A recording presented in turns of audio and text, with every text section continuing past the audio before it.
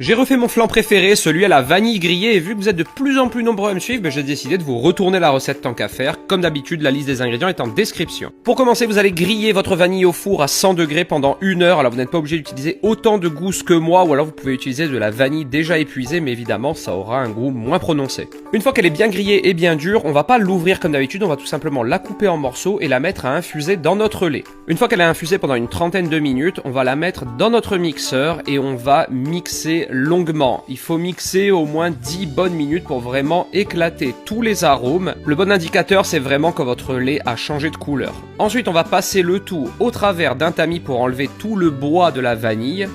Et on va mettre de nouveau à chauffer notre mélange. En attendant, on va mélanger les jaunes, le sucre et la maïzena.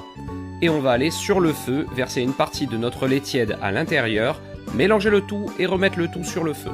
On mélange à feu moyen jusqu'à épaississement et une fois que le mélange a épaissi, on le sort du feu, on ajoute tout notre beurre dans la crème chaude, on mélange pour le faire fondre, on ajoute toute la crème liquide entière, on mélange de nouveau. On va ensuite la transvaser dans un autre récipient et on va la mixer au mixeur plongeant pour avoir quelque chose de très lisse. On récupère notre fond foncé de pâte sucrée congelée et on met à l'intérieur tout notre appareil. Ça va partir au four à 165 degrés pendant 50 minutes. Lorsqu'il va sortir du four, il va être très tremblotant, c'est normal.